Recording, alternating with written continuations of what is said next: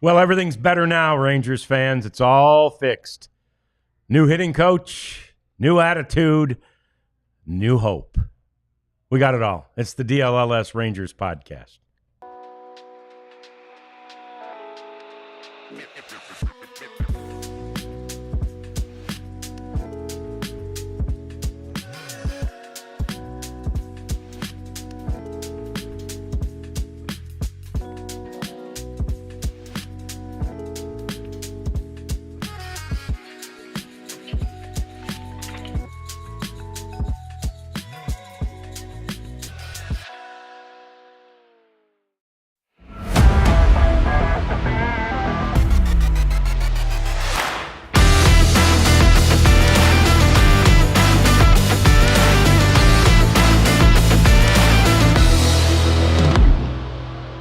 Yes, the power of the uncluttered mind on display at Fenway Park last night. At least that's one of the theories that contributes to how the Rangers had such a great offensive night at the plate. 16 hits. And no, all those things I said before are not necessarily true. It's just one game in a row.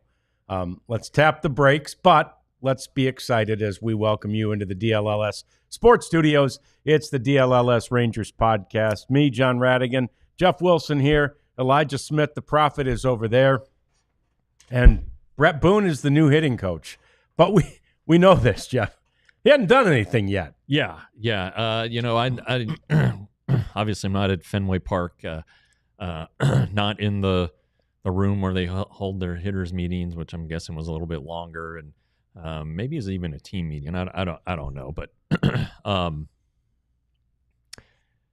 I agree with the uncluttered mind thing. Yes, it's like a load had been taken off of these guys.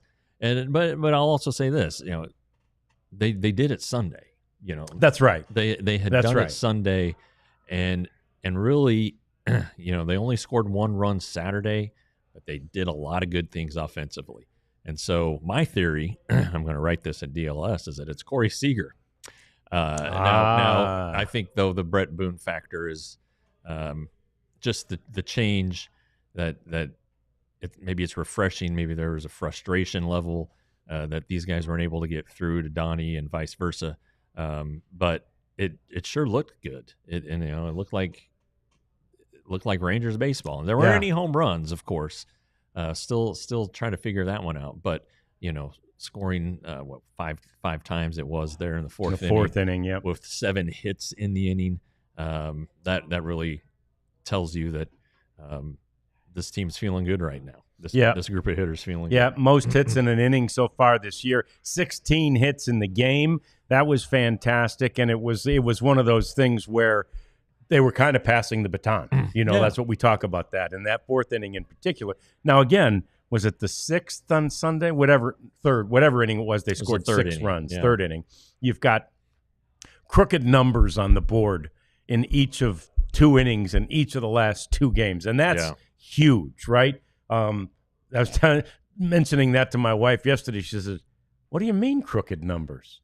And I'm like, anything that's not a 1. Right. Although really right now, 2's damn near straight as well, right? They need more. They needs to start with 3 or 4 or 5 or 6, and that's what the Rangers have done. They've been putting up crooked numbers, and like we say, Bruce Bochy knew that this team needed just that sort of offensive refresher. I remember I literally, early in my career, I was covering the Byron Nelson one time, and Byron Nelson was still alive, such a nice and friendly man. Right. And he asked, and we were playing a media day event, and he, afterwards, "John, how did you play?" I said, "Not very well, Mr. Nelson." I said, I just couldn't get off the tee. "Next time you play, stand on the tee, and just before you take the club back, do 3 deep breaths." And I'll be damned, I did it. And I still do it occasionally when I start to feel that tension. Yeah. And it just clears everything. It clears the mind, right? This was their 3 deep breaths, Jeff. Yeah. This was, okay, let's get the pressure off this and let's just go play. Yeah. And I don't, I'm sure Bret Boone was debriefed about Donnie and his approach and his style. And so maybe Bret's first act was to go in there and do the complete opposite. Sure. Use simple terms. Don't talk about biomechanics, backspin, and biomechanics, and topspin, and barrels and things like that. Just talk about hitting and really make it simple, because these guys probably do have too much going through their minds. I mean, we've talked about it for a few weeks now. These guys, a lot of these guys have their own hitting coaches. They get a ton of information, both from their own guys and from Donnie. Then you have two other hitting coaches too, Justin Veely and Seth Connor. So, there are a lot of voices out there. And if they can get it to where it's streamlined, or as streamlined as it can be in this new era of baseball with personal hitting coaches, then that's gonna help. Clear minds, get back to what you were doing. I've seen some people even in our chat yesterday and online have said, this is a game that people start playing when they're 5 and 6 years old. Right. Now, sometimes the ball's on the tee early on, but you don't have TrackMan set up at every little league field, doing all the stuff and measuring pitches and all that stuff. Just go out there and see it and hit it, and I'm sure they had a game plan. I'm sure they knew what Giolito would try to do and all of that stuff. But, it was nice to see. And you wonder if maybe Sunday this whole last week they were trying to work toward that. But it's a lineup with too many good hitters, as Daniel just said on the chat.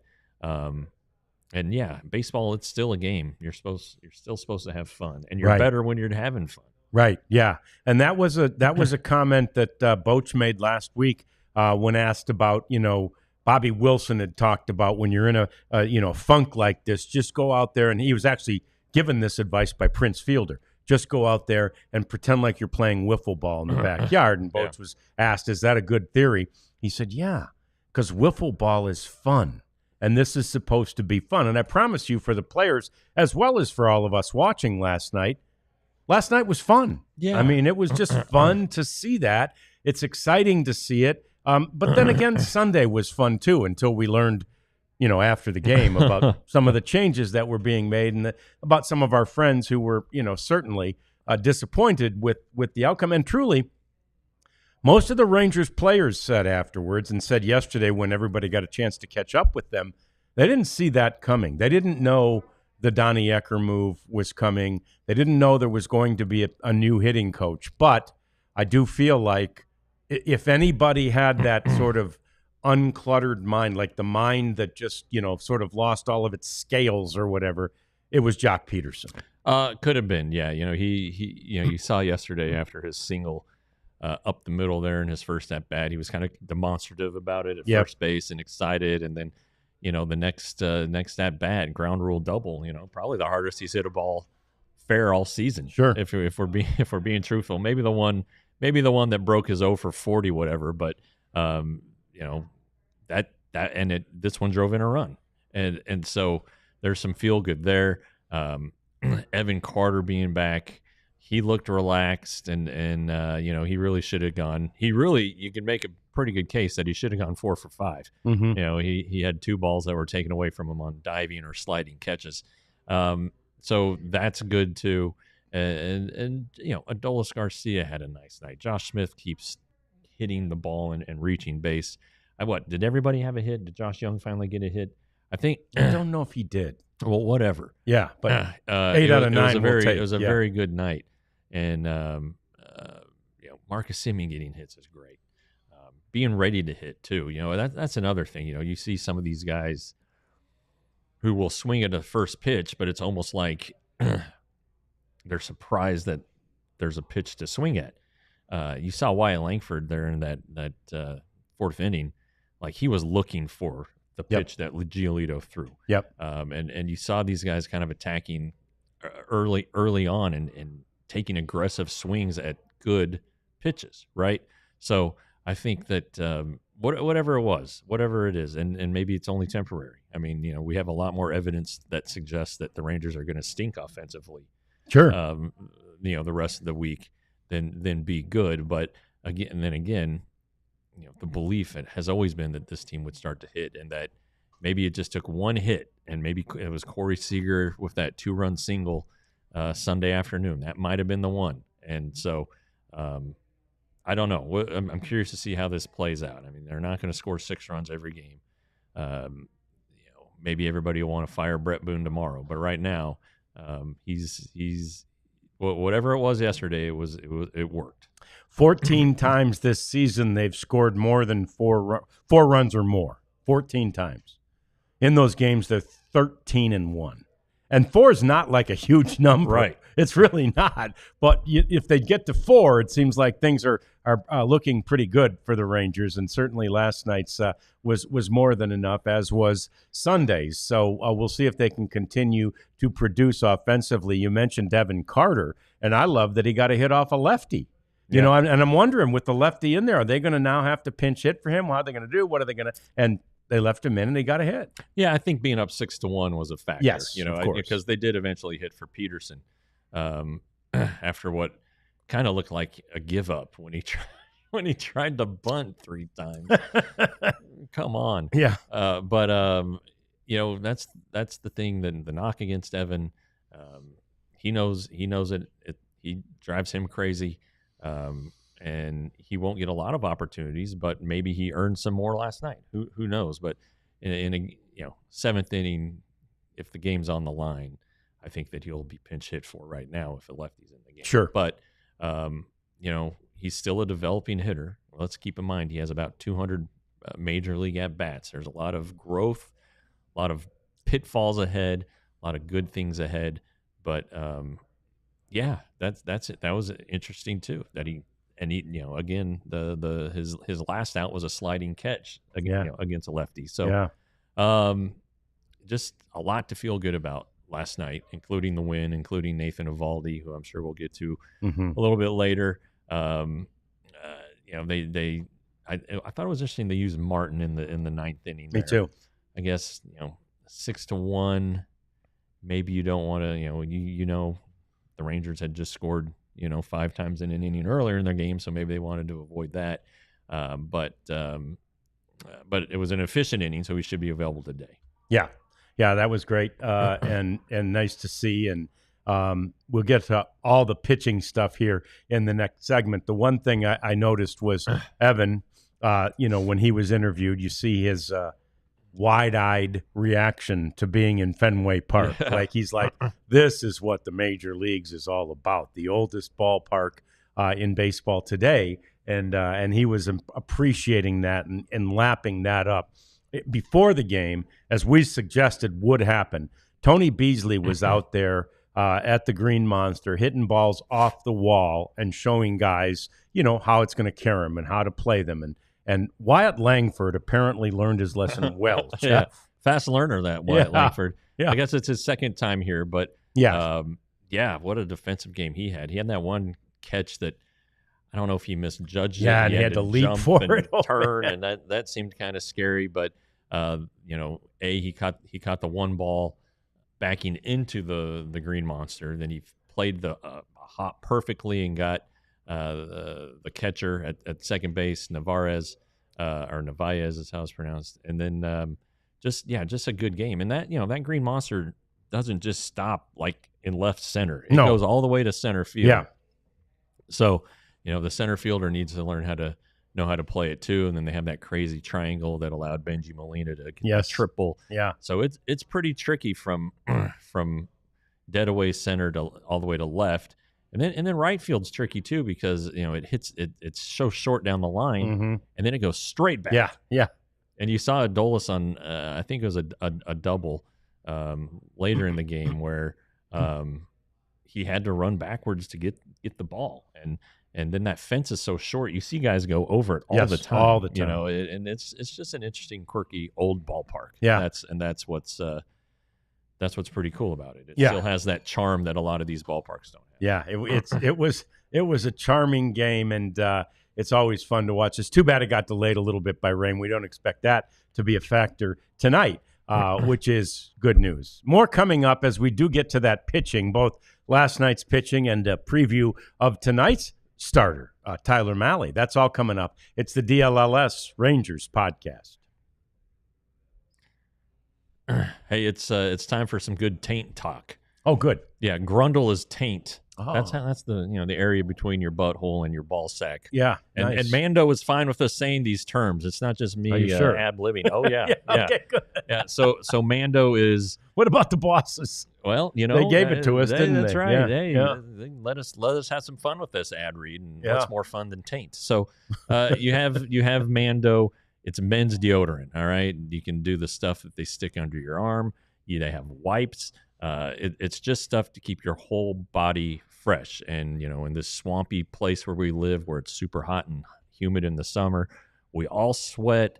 We all sometimes question our freshness, but not with Mando, because Mando has got you covered in all kinds of ways. It's deodorant, yes, but it goes so much further than that, and it gets every body part, including the taint, if you so apply it. Grundle, whatever you want to say. Anyway, as a special offer for new listeners, get $5 off a starter pack with our exclusive code. So go to mando.com, shopmando.com, and use the code DLLS for that $5 off the starter pack. and if you don't use it, you might have to hide your identity. These are Shady Rays, and they would help you do that. These are the Color Rush Polarized Huron Shady Rays. And if you stink, at least you could kind of hide behind your glasses. But you shouldn't.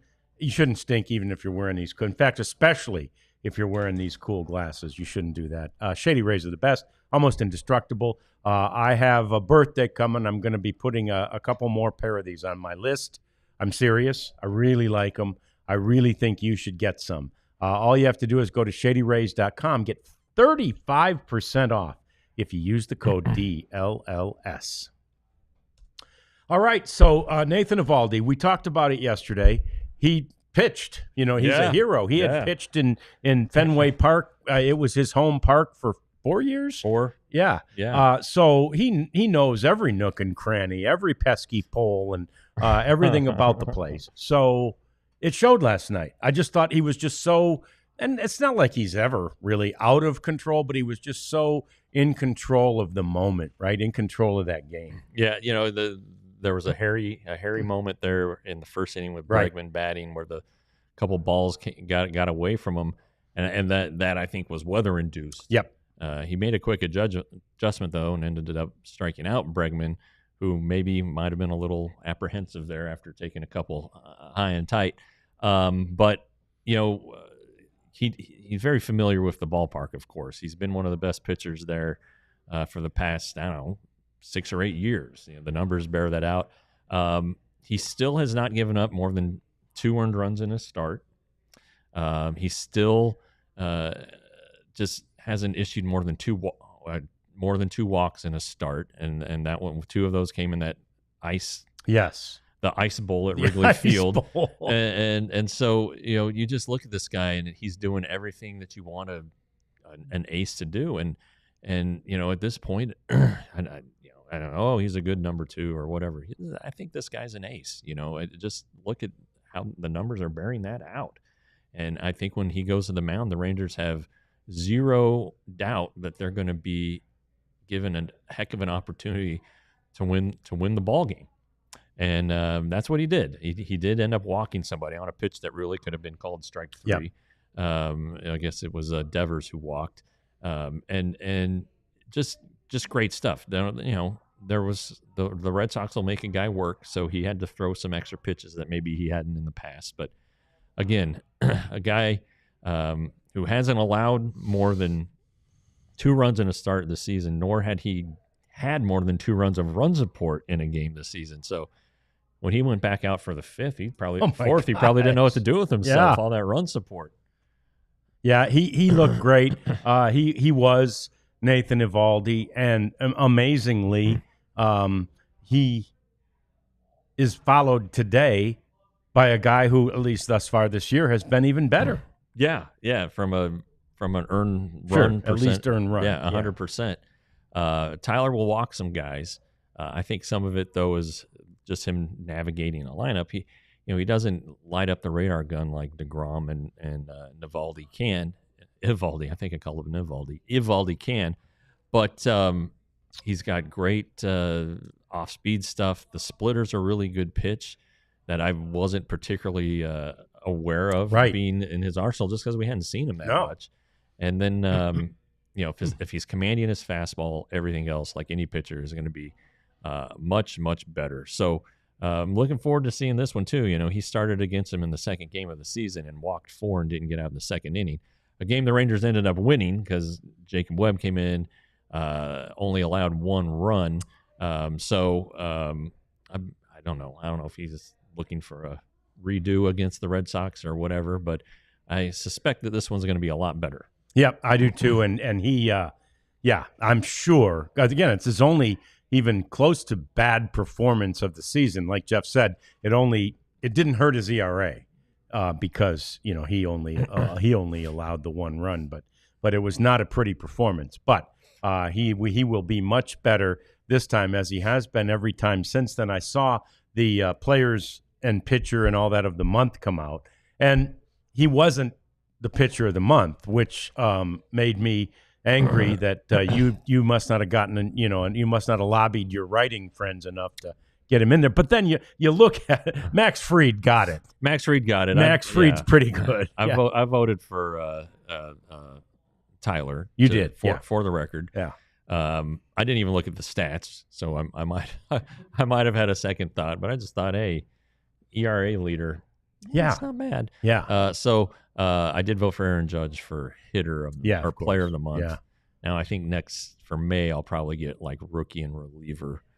They try to mix it up on us, but anyway, he was definitely a candidate and deservedly so.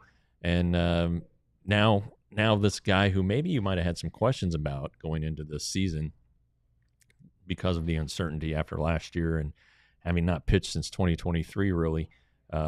Not having any extensive action since 2022. It's looking like he's making up for lost time.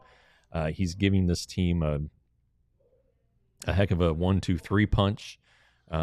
You hope that Jack Leiter's watching and listening and learning. I saw Daniel. I saw the same thing you did last night, how Jack was sitting and listening to Eovaldi and DeGrom talk. And it's a very animated talk from what I could tell. Eovaldi slapping his hands and pointing and like pitch directions or pitch shapes or something like that. Jack just needs to sit there and not say a word. Just be a sponge and soak it up. And then our guy Patrick Corbin.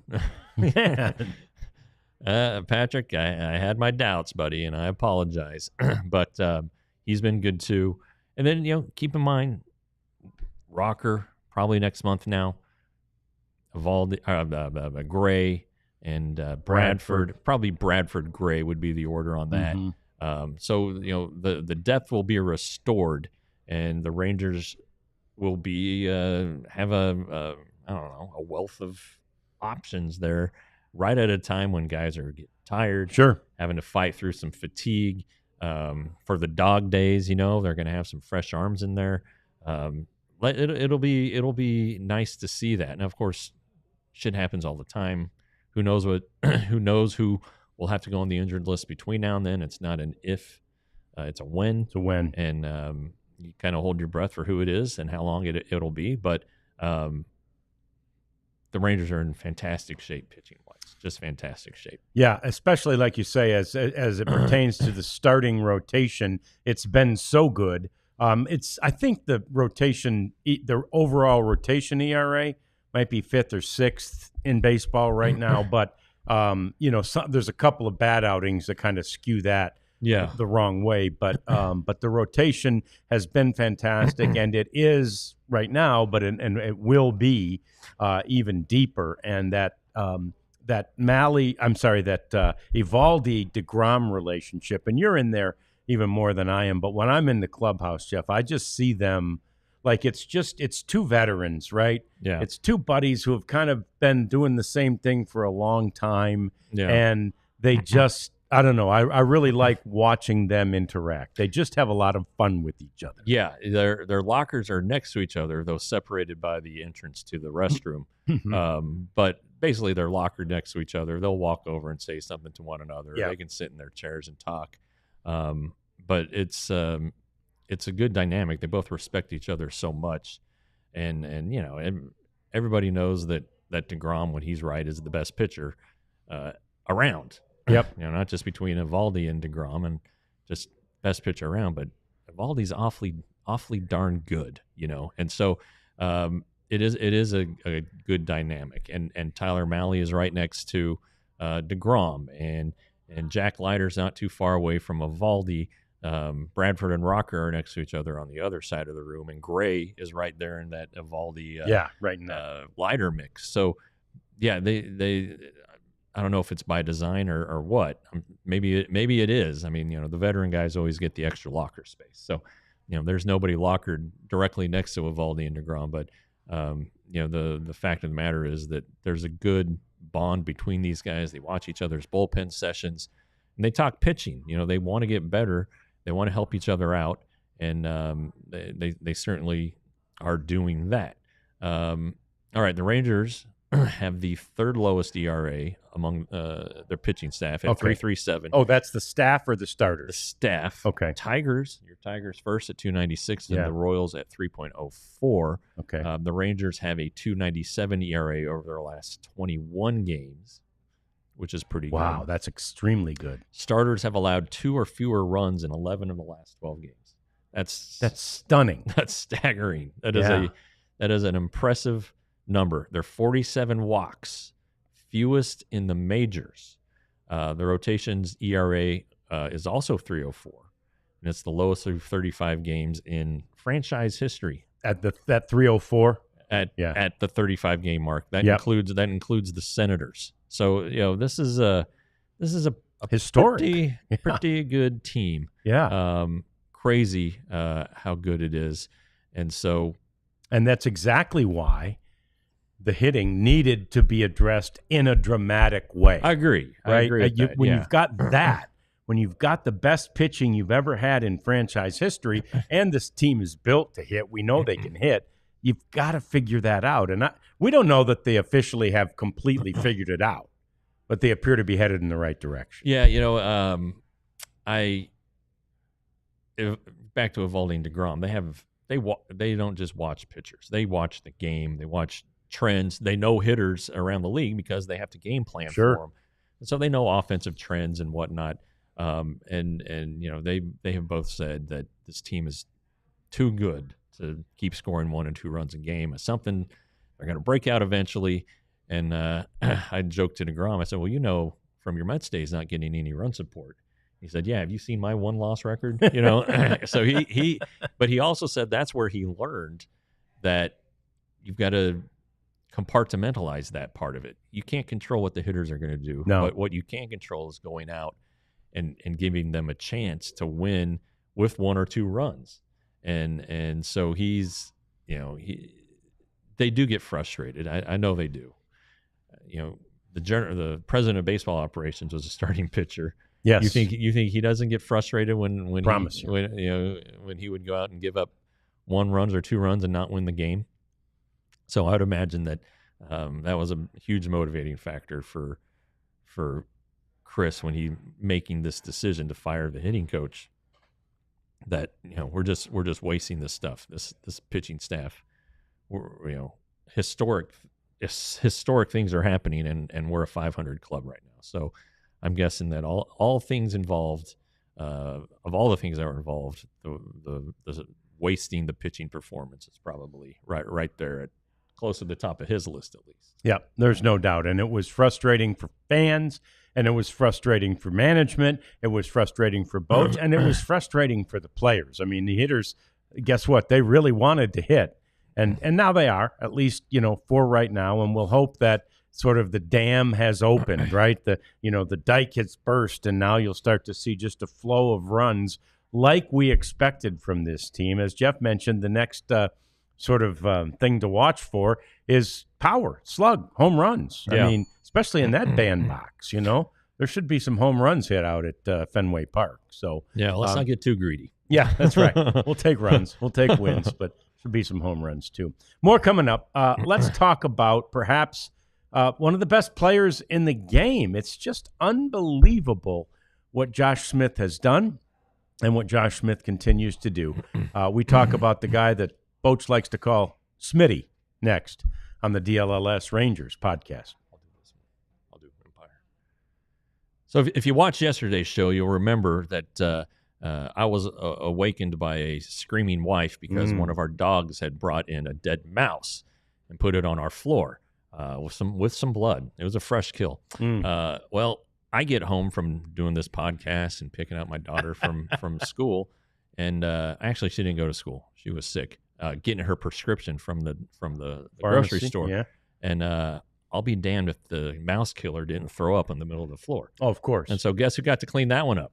Me. And I was like, as you said, let's just call Empire. Let's just pull up this board and just get Empire to our house, schedule a free in-home estimate today. They'll come, they'll help you match with the furniture, the colors, and everything.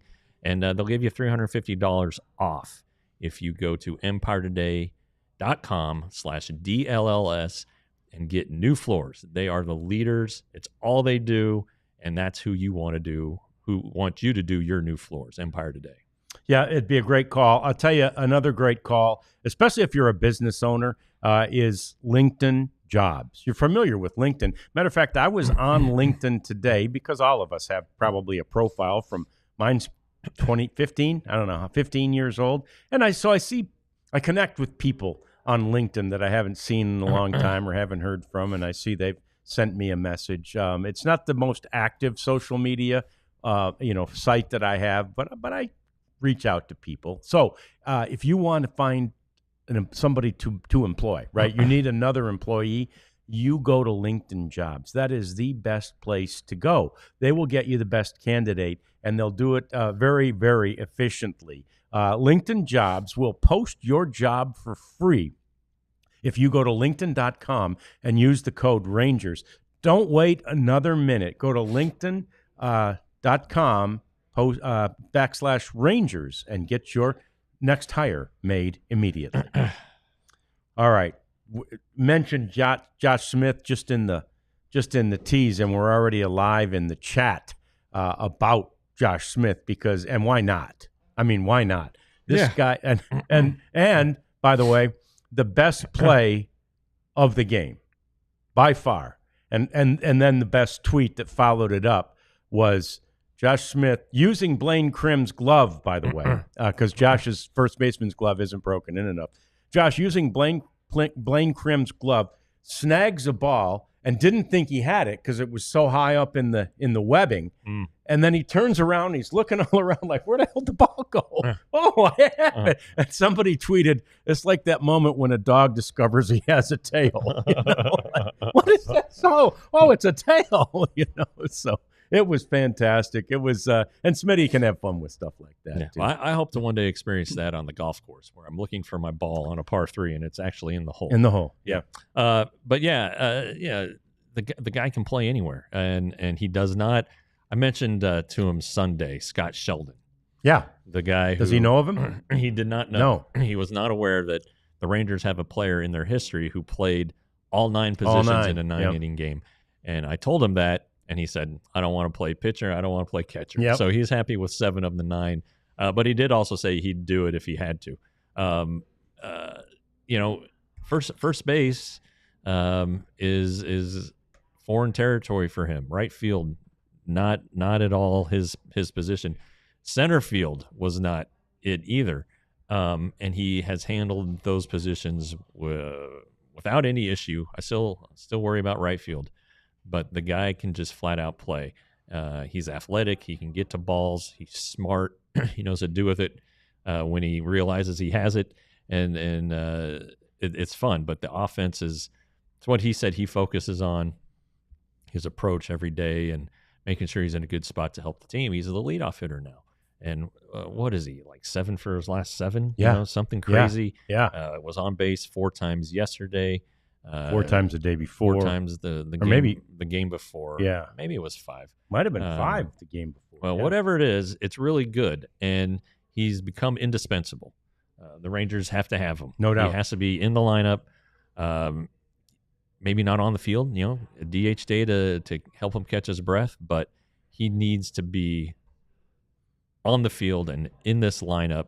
And you just can't do anything about it. I mean, it's obvious. And yeah, I agree. He has been the Rangers MVP so far. Yeah. With Langford and probably Seager right in there. Some of the pitchers might have an argument, though. I don't know if pitchers should win the MVP. But the fact of the matter is, this guy's great and has been so far. And hey, the Rangers need him. He's 7 for 9 the last 2 games. 7 for 9. It's amazing. It's amazing, and he, he has played so many positions, and I don't know exactly how they're informed of what they're doing that day, but recently it was going to be the first time he played right field, and he's game for anything, and he takes a look at the sheet, whatever sheet they are given, and he says to his teammate, "What position is 9?" So, the numbers, each position is numbered, and 9 is right field. And he did not. He goes, 9? What position is 9? Yeah. For a minute, he thought maybe he was on the bench. Like, oh, no, there's 9 out there. Yeah. Yeah. No, he probably never had to even consider it, I mean, no. Great shortstop, probably growing up, and he pitched a little bit. And, all those great athletes, like we were talking about yesterday, they play up the middle. And there's probably no consideration ever given to 7, 8, or 9. Maybe 8, but definitely not 7 or 9 at that level, those levels. So that's pretty funny. But he's handling it well. It seems like he's, I would think that a team would love to have Josh Smith as their everyday shortstop. Sure. I bet that there'd be a couple teams that would probably give up quite a bit for that, but the Rangers can't give him up. Nope, they just can't. No chance. I do like the comparison that somebody had in the chat there, that he reminds of Craig Biggio. There it is, Daniel. And Craig Biggio was an amazing guy. Started as a catcher, right, and then moved to the infield, and then moved to the outfield. And again, he wasn't doing it quite as sort of every other game, something different position. But he proved, Bish, who's a Hall of Famer, by the way, that he could do it. He could do every different position if they needed him to. Yeah, and what a career he ended up having, with the power and everything. One of the killer bees for the Astros, who could never beat the Braves. But I don't know that there really is a comparison, though. I mean, Josh is a left-handed hitter who can run and play all these different positions, and I don't like comparing guys anyway. I don't want to say like Rod Carew, or something like that, or be too out there. But he's a tip of the cap to the Rangers pro scouting department. He came over in the Joey Gallo trade, and that's just Smith alone has made the trade completely worth it. But then you throw in Ezekiel Duran, who helped the Rangers to the World Series in '23, and Ben Zobrist is a good one, Blake. I'll give you Ben Zobrist. So anyway, just a good story, a good fun story. Yeah, no doubt about it. And by the way, Blake had the news up there that I had not seen. Had you, Jeff, that the Tigers have pushed Skubal back, so the Rangers will face Tarek Skubal on Friday. Oh well, such is life. We'll deal with that, right? That's a tough one. It doesn't matter. No. This team, new hitting coach. New hitting coach, away they go. It's just fantastic. And Josh Smith in the leadoff spot, and it was the call I was like looking for, asking for when Marcus was having his struggles at the top of the order. He just always seems like he's built like a leadoff hitter, and I think he's really embraced the role. Jeff, and again, I mean, he kind of has that prototype, maybe not quite as much plate discipline as an Evan Carter type, but he can get on base, he can score, he can run, he can, all those things that you want your leadoff hitter to do. Yeah, he is a little more aggressive, but he will take walks. He's not Marcus Semien in there, right? And Marcus takes walks too, but Josh has 12 walks this season. He last year had a knack for getting hit by pitch as well, which I'm not sure he's done that yet, or if he has, it hasn't been like a pattern or a noticeable thing. But last season 46 walks, okay, not bad. 337 on base percentage. He's at 406 right now. A lot of that is with the hits, but sure. He's doing a little bit of everything. He has the Rangers one homer in the last 12 days. So he can drive the ball. He can do a lot of good things. And again, the Rangers they can't live without him. No. Yeah. No. He is Mr. Everything for them. It's fantastic. And at this point, Jeff's right. There is no living without him. Rarities is asking about working on an extension for Langford and Smith. And those are two things, Jeff, that, see why it may not be, physically working on right now. But those are things that are in his mind, and they'll get done eventually. Yeah, I do think that Chris Young focuses so much on the day-to-day. Yeah. That I don't know that he is looking beyond that, but he's also a smart guy who follows trends in baseball. And as much as he felt inhibited by in the offseason of before the 2024 season by the finances amid the TV uncertainty, I would think that any way he could figure out to save money, yes, in the long term would be top of mind or something that he revisits. And it's hard to do in the middle of a season. I know the players aren't involved, although I'm sure their agents say, "Hey, guess who I got a call from today? How does this sound?" And they don't want executives don't want this stuff to necessarily weigh down a hitter or be on their mind. But you would think though that, gosh, Wyatt Langford signed like the day after the draft. He signed at slot. He didn't ask for anything more. Yeah. So I would think he would be an easy one to get a club-friendly deal. And same thing with Josh. Josh recognizes that in 2023 he was a non-factor on the team, and he was close to not being around didn't much. Make the team in 2024. Yeah. So I would think he would have an appreciation for the opportunity to lock up some financial certainty and eliminate financial uncertainty. Now, I don't know what a deal would look like for him.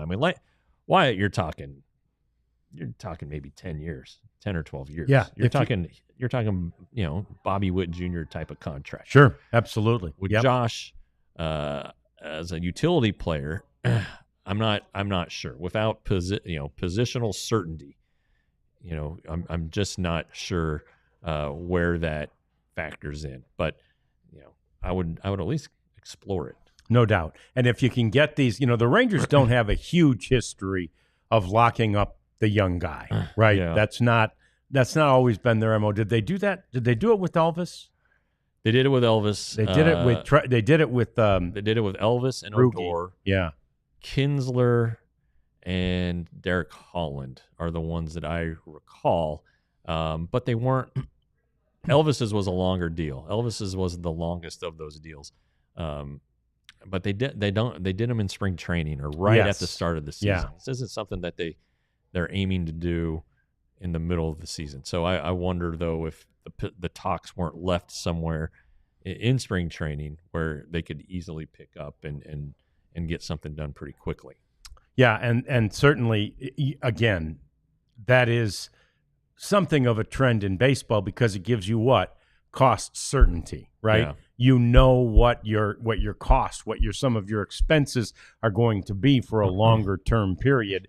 Of course, the risk on the part of the team there is once you sign that baseball contract, this isn't like the NFL or even NHL in some ways. You're on the hook for it, right? Yeah. You're paying no matter what happens to the player, right. a la Jock Pederson. At Rougned Odor. Right. That one might still. It was a while ago, but that wound might still be festering. Might haunt them. Yeah. But it just seems like these guys their things in much better order than Rugned did. Yeah, yep, indeed. More coming up. It's our cleanup segment as we quickly, it seems, already wrap up this show. We'll talk about one of our favorites and say goodbye next. It's the DLLS Rangers podcast. And it is, oh yeah, you got win column. I've got win column today. I'm following up what you've worn the day before. Oh, smart. Yeah. Plus they won, so yep. Maybe we need to, if they win tomorrow, or tonight, you need to win yours tomorrow. Yeah, or yours tomorrow. It's in the wash. I'll get it out. Yeah. Okay. Yes. Yeah. Okay. Anyway, store.allcitynetwork.com is where you get all of our badass DLLS gear. I have, as I always mention, the 2 shirts on the screen. I'm just rolling in DLLS merch. But I tell you what, apparently the biggest seller is a Star shirt. Yes. About the Finnish guys. Yes. The Finnish Mafia is the name of the shirt, and I could name one of them, but they're Mikko Rantanen. There you go. They're from Finland and really good. So anyway, it's not just Ranger stuff; it's all of our teams, and you can acquire these items at store.allcitynetwork.com. Be a great idea. Mikko Rantanen, what a guy. Read about everything he has done and will do from our Sam Nestler behind the paywall. And I was on our site today just kind of perusing again and looking at everything. And there's now little things that denote on there. This is, paywall, or this is diehard. That's what it says. Yeah, diehard. Diehard. So you need to be a diehard to read most of the articles now, and certainly most of the best ones. So become a diehard so you can get all that content about the Stars, about the Mavs, the Cowboys. How about their big trade today? Cowboys getting a wide receiver in here. So there's a lot of all the other sports, and of course, all this content we've got with your Texas Rangers. It's all behind the paywall. We want you to be a part of it. So just pay the $79.99. Get a free shirt. That's $35 right there, and you'll feel really good. You also get 20% off of our events and other merchandise that you will no doubt want to buy after you buy one or get one of your shirts for free by becoming a diehard. Yeah, so, Prophet, did we get the Leody farewell? Did you see that? No? It's all right. Leody Taveras sent a nice, you can find it. He can probably pull it up. Leody sent a nice thank you to all the Texas Rangers fans. And if you missed it, I think it was on that. We've had it on the show yesterday, but right towards the end of the show. Yeah, he was claimed by the Mariners. Somebody asked her, claiming him. Would the Rangers be able to apply that money? As it turns out, I think, if I heard correctly, the Rangers are paying him. Are they? Yeah. Oh, it's $3.7 million. Yeah, is that what the number is? Yeah. No, the Mariners picked it up. They did. The Mariners have that money. Okay. Maybe, yeah. And it wasn't a trade, so the Rangers aren't helping the Mariners pay it. Okay. So yeah, that money can go anywhere. Yeah. Yeah, and go to the electric bill. I don't know. Yeah. I mean, yeah. maybe Ray Davis just has an itch and wants $3.7 million in his pocket. I don't know, but yeah, it could be. You could pay it forward, if you will, at the trade deadline or whatever. So maybe it says Blake says he's playing right field for the Mariners today. He's never played it in the majors. He has played it in spring training. I've seen it. He's got a great arm. That won't be a problem. None of the outfield positions would be a problem for Leody. So you got Leody and Julio Rodriguez. That's a lot of ground getting covered there. No doubt. For sure. But yeah, what a nice guy. Yeah, just a great guy. Thank the organization and the fans for 10 years. I mean, it was, we only remember him for basically 5 of it, right? Yeah. Not even quite 5 because he got called up in 20. You were on him as a minor leaguer as some of us were, but for him it's 10 years. Yeah. And that's a huge part. It's basically more than a third of his life at this point. Yeah. And here comes there it is, Leody, and he's thankful for the unforgettable years, that the opportunity he got way back in 2015. And this is, really Leody to a T. Texas will always be home. My family and I are excited, though, and ready for a new chapter with the Mariners. And then prayer, baseball, heart, God is good. And that is That's who he is. He is the nicest guy. Yeah. And I can't wait till the Mariners and Rangers meet again, because I look forward to going over there and saying hello to my friend. And driving that car. That's right. Yeah. Get that role.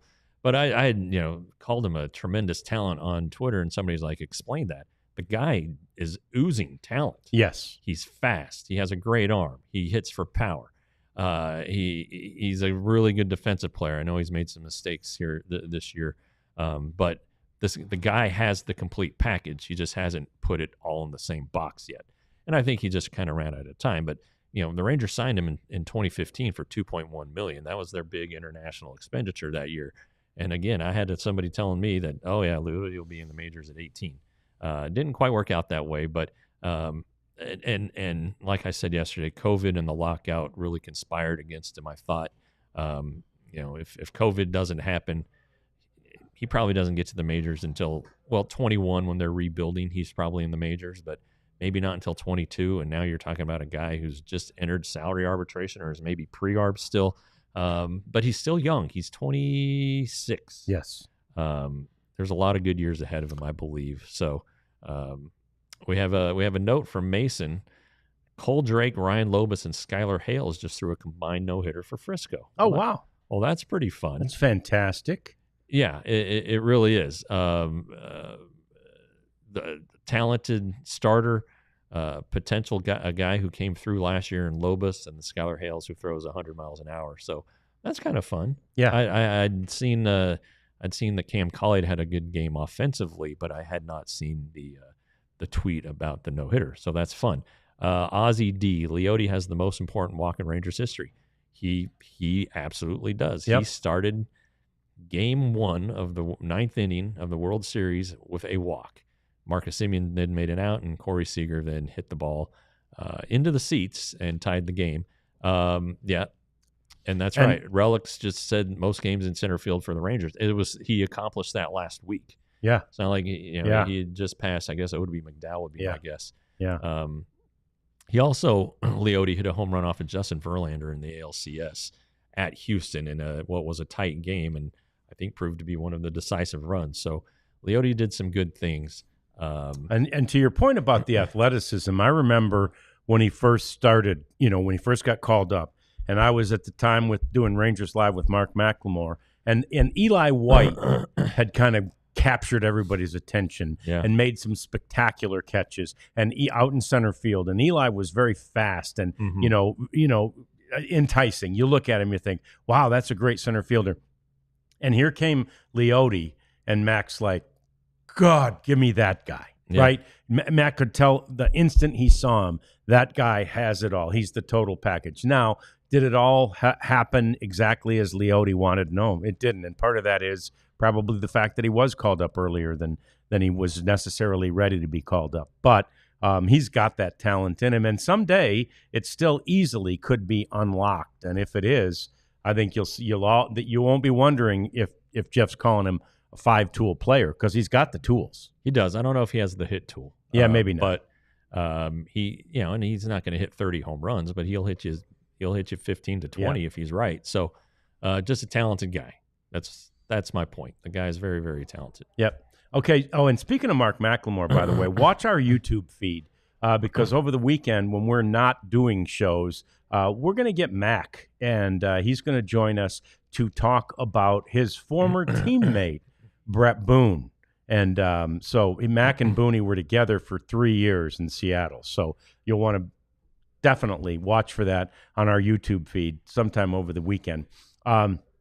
In the meantime, let's talk about Clayton Kershaw, another Dallas-Fort Worth guy who's a favorite whenever he's not pitching against the Rangers. And Clayton Kershaw had another rehab start. Now, this one was just against rookies, I think, in Arizona. Oh, okay. He's done them, most recently he had a rehab start against some AAA guys. But they're trying to build him up, and he's feeling good, and they're trying to build him up and get him to 6 innings and 90 pitches. And he went on there the other day in their Arizona team, and he shut down the opponent with no runs, no hits, no errors, 1 walk and 6 strikeouts. And these little kids are probably going, holy crap, what is this guy? But it appears that the point on all that is it appears that Clayton Kershaw, may be back. And really the way the Dodgers rotation has gone, 100%. They can definitely use it. No doubt about it. They are beat up.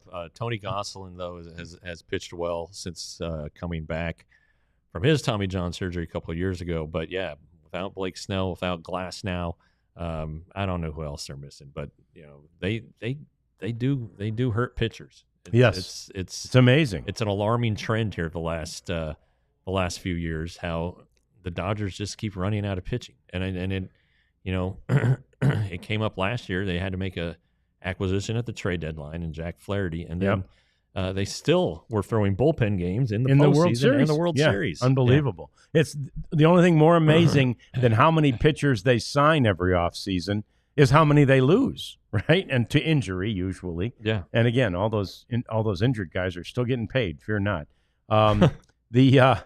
The other news, the White Sox, are really becoming the White Sox again. Now the Rockies may have something to say about the worst record in the game. Not only now, they do have something to say about that, but before they might set a record, the Rockies, for futility this year, and they may set a record so hard that they'll throw away the key on that deal. But White Sox are White Soxing, and so yesterday, and again, we can't show you this. I wish we could. Yesterday, they went all Jose Canseco on us. There was a pop-up on the infield, and Chase Meidroth, one of the guys who was in the trade for Garrett Crochet. Chase, one of the guys who came back, and Chase is second base, and he's just doing fine. He's under it, and the ball caroms off his glove and hits him in the head and bounces off, and the guy gets to second base. And that was just so White Sox, Jeff. I mean, It was just – I felt bad for the kid. And, of course, I assume it was the White Sox broadcast, but maybe not. Just showed every angle. Well, I mean, every might angle. As well. Yeah, every angle. Yeah. That ball going off his head. Poor Chase. I know. I feel bad for a guy. And, again, we talked recently about the Jose Canseco off of his head that, many people didn't even realize was off his head. So, last thing in our cleanup segment, the Giants' 11th inning at Wrigley Field. Jeff, they scored more runs, or as many runs as any team has since 1900 in 11th inning. Yeah, 9 runs. That's crazy. 9 runs. And again, it was crazy then, but it's really crazy. I mean, I don't know. I guess it shouldn't be any crazier because of the ghost runner. Somehow everything about extra innings seems so different to me because of the ghost runner. Well, sure, yeah. And so I guess it's no crazier than it was in 1900 or whenever the last time it happened was. But yeah, I think I told you. I think I've told this story. I think the Rangers scored 8 once at Seattle in the 11th. It might have been 09. Anyway, that I remember a big number being posted by the Rangers in extra innings at Seattle, but it's just a rare thing. Yeah, and those, to your point, that was the ghost guy. Right, that was way before that. Yeah. So, so anyway, do we got anything to clean up over there? With there was a question about is anybody competing with Josh Smith for utility Silver Slugger or Gold Glove? And I mean, there are a couple guys, Dylan Moore. With the Mariners, I think he might have won a Gold Glove last year, actually, and he has 6 home runs this year. Former Rangers draft choice, Dylan Moore. Oh, okay. And then Zach McKinstry for the Tigers. He's considered a utility type, but he's not as good as Josh. So there you go. There are a couple possibilities. Yeah, and that question about Josh Young. Batting lower in the lineup. Yeah, Shane. I meant to mention that. Depending on how you structure your lineup, a lot of times you do it in thirds. 1 through 3. You want a guy who can get on base, a guy who can get him over, a guy who can drive him in. 4, 5, 6, kind of the same thing. And then 7, 8, 9. Evan Carter first, Jonah Heim, and then Josh Young potentially there. Keep in mind, too, that the Rangers have left right, left at the top. So having another right-handed batter in there at the bottom makes it a little bit harder on bullpen decisions later in games. Yeah. So there's usually a method to the madness, and anyway, that's the answer there. And I like Jock Pederson hitting after or right around his buddy Corey Seager. Yeah, they seem to feed off each other a little bit. I think Corey's doing all the feeding and Jock's doing all the eating. All the eating. He's lapping it up. It's okay. And some people might take that a different way too, because Jock is a little bit portly. Yeah, he doesn't have the body you'd expect a guy who can hit 25 home runs to have, or at least not on the major leagues. Maybe at a softball field. But anyway, who am I to talk? True point. Who are any of us to talk? Well, that's what they pay us to do, actually. So yeah. We have to do some of that. Anyway, that's going to do it for us on this day. Don't forget the Rangers and the Red Sox early tonight. Another one of those 5:30 starts. Doesn't look like rain will be a factor tonight. So we'll see you tomorrow after a getaway day game. We will be here as soon as tomorrow's game ends, hopefully talking about a couple of wins. We'll see you then on the DLLS Rangers podcast. We got a super chat. We're back. Super chat. Ozzy D, my man, $4.99. Do you think the Dodgers could be a potential trade partner? Surplus pitching for hitters. The Dodgers have some struggling hitters. Like, I thought Michael Conforto would be a good fit for the Rangers, and he's hitting like $160. I don't know. The Dodgers can go get whoever they want. Right. I wouldn't put anything past them. They have a great farm system and unlimited resources. So maybe Ozzy, you bring up a good point. Yeah, that's something to consider. If you can, because their farm system is still really good too. Yeah. So if you can swipe something from there because you have this surplus of pitching, I'm sure it's something Chris Young would do if he could. Yeah. All right. Let's anyway, thanks, Ozzy. We appreciate you. We appreciate all of you in the chat today. Let's do this again tomorrow after Game 3 of the series against the Red Sox. We'll see you then on the DLL. We all silly like the mayor.